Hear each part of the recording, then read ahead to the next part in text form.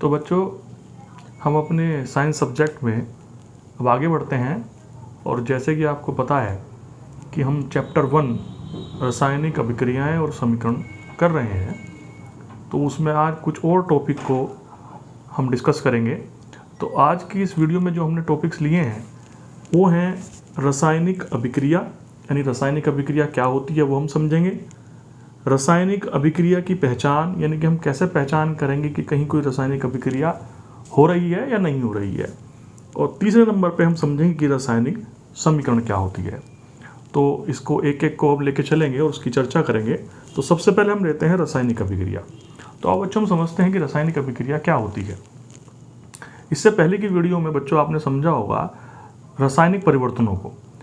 और रासायनिक परिवर्तन हम जानते हैं कि जब कोई नया पदार्थ बनता है, किन्हीं एक पदार्थ से या दो पदार्थों से मिलने से नया पदार्थ बनता है, तो वहाँ हम रासायनिक परिवर्तन उसको बोलते हैं।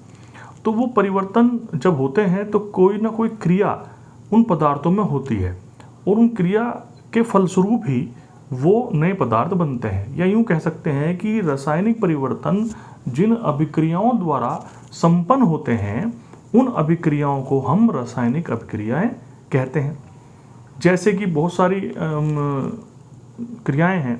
जब मैग्नीशियम को हम ऑक्सीजन में जलाते हैं तो हमें मैग्नीशियम ऑक्साइड प्राप्त होता है।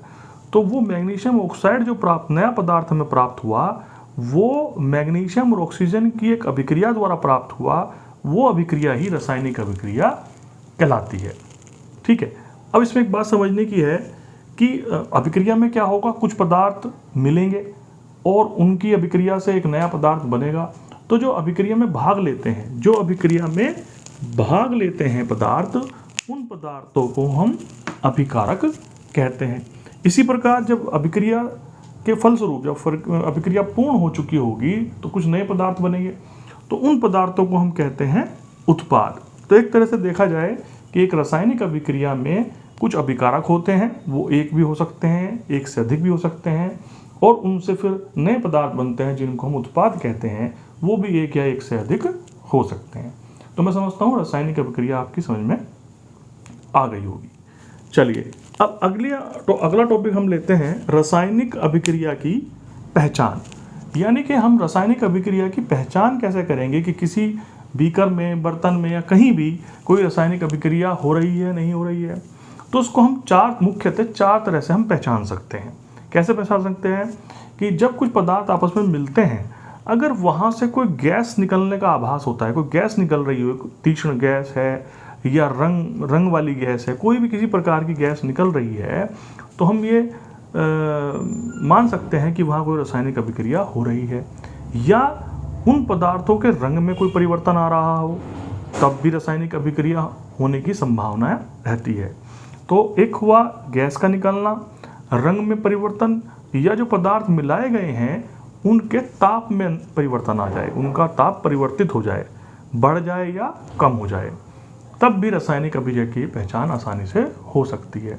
और एक परिवर्तन है उनकी अवस्था अगर बदल रही है, ठोस से द्रव में कोई वहाँ परिवर्तन हो रहा है या किस प्रकार का कोई परिवर्तन हो रहा है, तो वहाँ भी रासायनिक अभिक्रिया की पहचान करना आसान होती है। तो मैं समझता हूँ ये आपको अच्छी तरह से समझ में आ गया होगा। चलिए अब अगला टॉपिक लेते हैं हम, रासायनिक समीकरण। तो अगला टॉपिक है हमारा रासायनिक समीकरण। तो रासायनिक समीकरण को लिखने से पहले हमें कुछ कक्षा 9th के टॉपिक्स को एक बार रिवाइज करना होगा, क्योंकि अगर हम उन्हें अच्छे से कर लेंगे तो ये रासायनिक समीकरण लिखना आपके लिए आसान हो जाएगा। तो वे टॉपिक हैं हमारे, एक तो तत्वों के प्रतीक, दूसरा संयोजकता, और तीसरा अणुसूत्र या रासायनिक सूत्र किस प्रकार से लिखे जाते हैं, ये भी हमें जानकारी होनी चाहिए। वैसे आप सबने कक्षा 9th में पढ़े हैं तो आपको आते होंगे, लेकिन एक बार इनका आप रिवीजन कर लेंगे, एक बार आपको याद आ जाए, उसके लिए मैंने कुछ उदाहरण यहाँ पे लिखे हैं। सबसे पहले तत्वों के प्रतीक। आप जानते हैं कि हमारे पास अब तक 118 तत्व हैं और उनके प्रतीक आपको याद करने हैं। जैसे हाइड्रोजन को H से प्रदर्शित करते हैं, ऑक्सीजन को O से, नाइट्रोजन को N से, सल्फर को S से, क्लोरीन को Cl से, इस प्रकार से। जैसे सोडियम को Na, magnesium Mg, zinc Zn, potassium के, फॉस्फोरस पी, सोना गोल्ड Au, सिल्वर Ag, और इस प्रकार ये 118 हैं। आप 2-3 बार उस पेज को पढ़ेंगे, याद भी करने की जरूरत नहीं है, उसको पढ़ेंगे तो धीरे धीरे आपको ये याद होने लगेंगे। वैसे मुख्यतः ये लगभग 35 ऐसे तत्व हैं जिनका इस्तेमाल हम बार बार करते हैं, तो आप अगर इनको थोड़ा सा ज़्यादा ध्यान देंगे तो आसानी रहेगी। एक तो ये पढ़ेंगे। दूसरी चीज़, दूसरा टॉपिक आपको पढ़ना है संयोजकता। ठीक है, वैसे मैं आपको बता दूं, आपको याद आ जाएगा कि संयोजकता क्या होती है। जब एक तत्व का परमाणु दूसरे तत्व से संयोग करता है तो उसके संयोजन की जो अक्षमता है उसको ही संयोजकता बोलते हैं। क्योंकि संयोजकता को इंग्लिश में कहते हैं वैलेंसी, और वैलेंसी शब्द आया है लैटिन भाषा के वैलेंटिया से, जिसका अर्थ होता है सामर्थ्य। तो एटम्स यानी परमाणुओं की संयोजन करने की जो क्षमता है उसको ही हम संयोजकता बोलते हैं। और इसमें जो हाइड्रोजन तत्व है उसको मानक माना गया है और उसकी संयोजकता 1 ली गई है। लेकिन मॉडर्न परिभाषा में संयोजकता की परिभाषा इस तरह से दी गई है कि कोई भी तत्व का परमाणु स्थायित्व प्राप्त करने के लिए रासायनिक अभिक्रिया में कुछ इलेक्ट्रॉन या तो दे देता है, या कुछ इलेक्ट्रॉन ग्रहण कर लेता है, या कुछ इलेक्ट्रॉनों का साझा करता है। उन इलेक्ट्रॉनों की संख्या को ही हम उस तत्व की संयोजकता कहते हैं। और किसी भी तत्व की संयोजकता धन विद्युतीय भी हो सकती है, धनात्मक भी हो सकती है और ऋणात्मक भी हो सकती है। तो वो बहुत सारी उनमें हैं इस तरह के आयन, आप 9th में देखेंगे और कोशिश करेंगे कि हम इस वीडियो में भी आपको PDF दे दें। जैसे मैंने यहाँ उदाहरण के तौर पे कुछ लिखा हुआ है, जैसे धन विद्युतीय जो आयन या मूलक जिनको कह सकते हैं आप, उनके उदाहरण है। इसमें हमने यहाँ पहले वे आयन लिखे हैं जिनकी संयोजकताएं 1 हैं, और यहाँ पे हमने वे लिखे हैं जिनकी 2 है, और यहाँ पे 3 लिखे हुए हैं। जैसे कि हाइड्रोजन +1, 1 लिखने की आवश्यकता नहीं होती है, लिथियम, सोडियम, पोटेशियम, और ये क्यूप्रस है या कॉपर फर्स्ट बोलते हैं इसको। इन सब की संयोजकताएं +1 है। उसके बाद ये सारे जितने भी तत्व लिखे हुए हैं, कॉपर सेकंड, कैल्शियम, बेरियम और आयरन सेकंड बोलते हैं इसको, इन सब की संयोजकताएं 2 हैं। क्योंकि आयरन और कॉपर जो है ये परिवर्ती संयोजकता, ये भी आपने टॉपिक पढ़ा होगा 9th में, परिवर्ती संयोजकताएं प्रदर्शित करते हैं। 3 ये aluminium, arsenic, gold third, chromium और आयरन थर्ड, इन सब की संयोजकताएं +3 है। तो इस प्रकार से बहुत सारे आयन आपको मिलेंगे आपकी बुक में, एक बार आप उनको पढ़ लेंगे। इसी प्रकार से हमने यहाँ कुछ ऋण आयन यानी कि जिनकी संयोजकता ऋणात्मक है वो लिखे हुए हैं, जैसे क्लोरीन, ब्रोमीन, आयोडीन, फ्लोराइड और आपका हाइड्रोजन सल्फेट, इन सब की संयोजकताएं हमारी -1 है।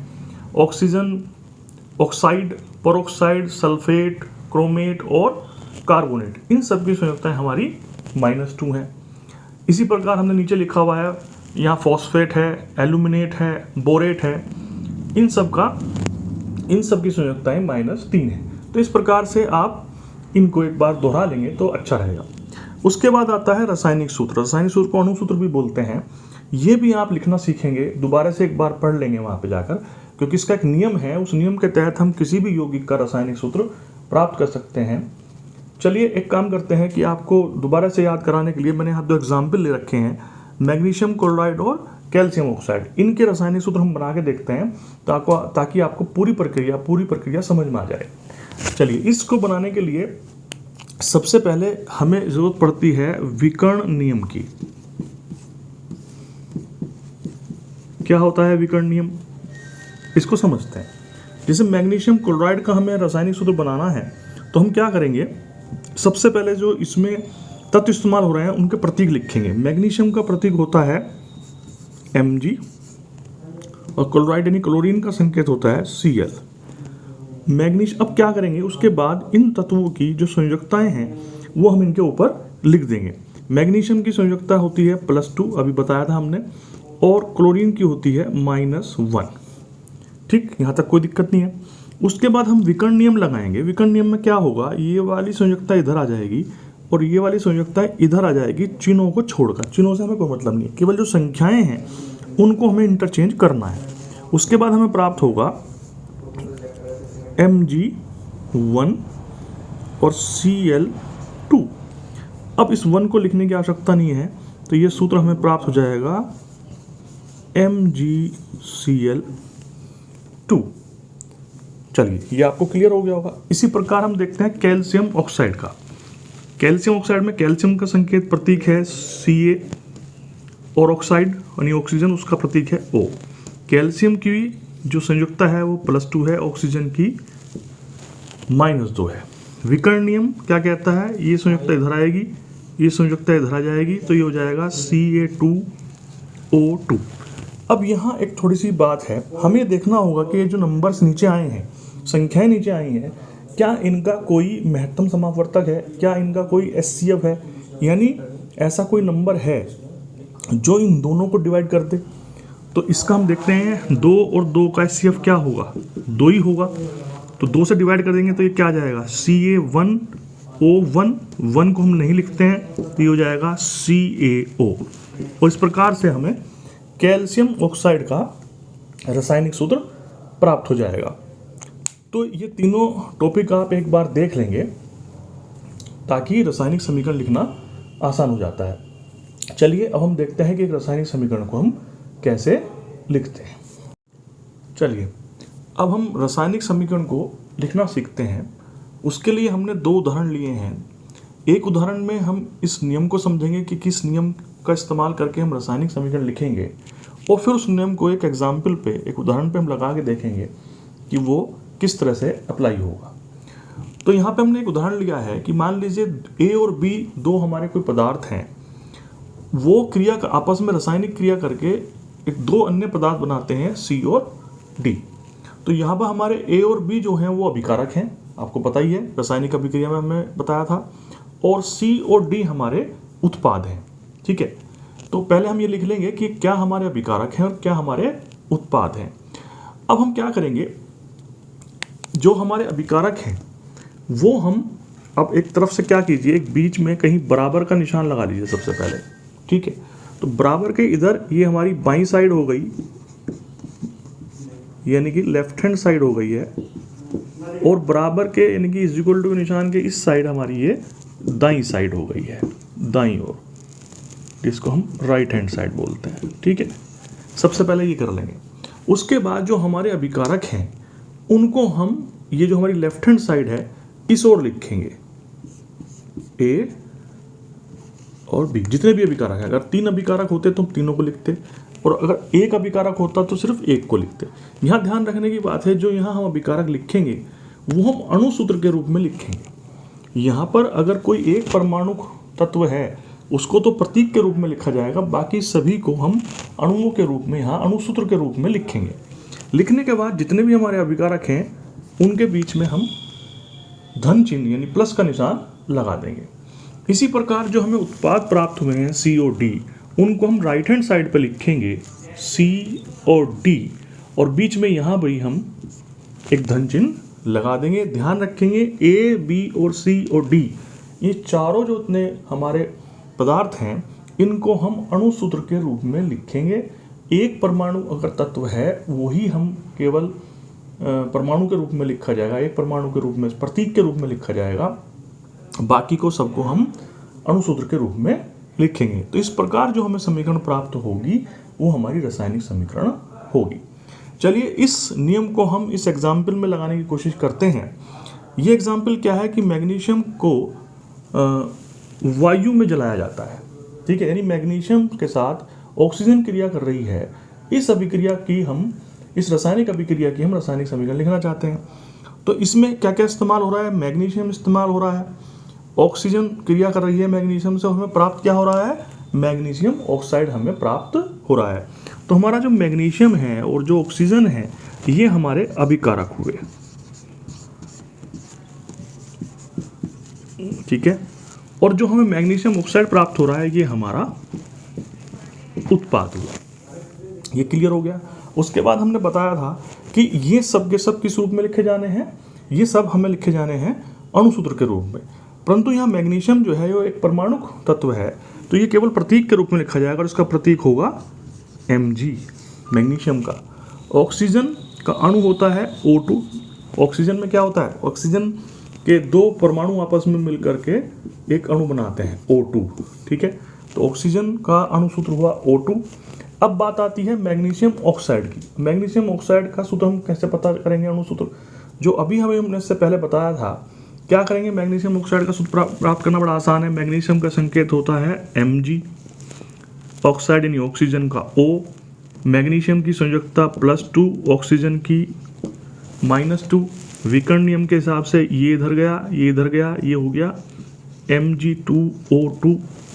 फिर हमने बताया था अगर कोई HCF है तो उससे डिवाइड कर देंगे, यहाँ HCF है 2 यानी महत्तम समापवर्तक, तो हमें प्राप्त हो जाएगा MgO। तो इस प्रकार से आप देख रहे हैं कि मैग्नीशियम ऑक्साइड का अणुसूत्र हमें प्राप्त हो गया है। अब हम रासायनिक समीकरण लिखेंगे। अब हमारे पास तीनों पदार्थों के अणुसूत्र हैं और इसका प्रतीक है। चलिए सबसे पहले हम क्या बताया था हमने, या तो बराबर का निशान इस्तेमाल करेंगे या फिर तीर का निशान इस्तेमाल करेंगे, ठीक है। उसके बाद इधर ये हमारी हो गई है लेफ्ट हैंड साइड और ये हो गई है हमारी राइट हैंड साइड। तो इधर हम लिखेंगे मैग्नीशियम यानी Mg, ऑक्सीजन यानी O2। तो ये हमने मैग्नीशियम का प्रतीक लिख दिया, ये हमारा ऑक्सीजन का अणु आ गया, और दोनों अभिकारक के बीच में हमने बताया था क्या लेना है, प्लस का चिन्ह लेना है। तो ये हमारी लेफ्ट हैंड साइड पूरी हो गई क्योंकि हमारे पास कोई अन्य अभिकारक नहीं है। अब हम चलते हैं राइट हैंड साइड में। राइट हैंड साइड में हमें लिखना होता है अपना उत्पाद। उत्पाद हमारा जो बना है वो बना है मैग्नीशियम ऑक्साइड, जिसका अणुसूत्र है MgO। तो इस तरफ हम लिख देंगे MgO, और इसके अतिरिक्त हमें कोई अन्य उत्पाद प्राप्त नहीं हुआ है, इसलिए केवल यहाँ पे MgO ही लिखा जाएगा। तो इस प्रकार से हमें ये जो प्राप्त हुई समीकरण है, यही हमारी रासायनिक समीकरण है जो स्पष्ट रूप से बताती है कि मैग्नीशियम के साथ ऑक्सीजन क्रिया करता है और उससे हमें मैग्नीशियम ऑक्साइड यानी MgO प्राप्त होता है, ठीक है। अब ये जो समीकरण है इसमें एक और ख़ास बात है देखने की। यहाँ पे आप देख रहे हैं ऑक्सीजन के 2 परमाणु हैं, जबकि राइट हैंड साइड में केवल ऑक्सीजन का 1 परमाणु है। तो ये इस तरह की समीकरण को हम बोलते हैं असंतुलित समीकरण। असंतुलित समीकरण, ठीक है। क्योंकि कारण क्या है, क्योंकि यहाँ पे परमाणुओं की संख्या समान नहीं है। परमाणुओं की संख्या समान नहीं है। इस प्रकार के समीकरण का दूसरा नाम होता है कंकाल समीकरण। तो इस समीकरण को हम कैसे संतुलित करेंगे उसको हम अगले टॉपिक में उसकी चर्चा करेंगे।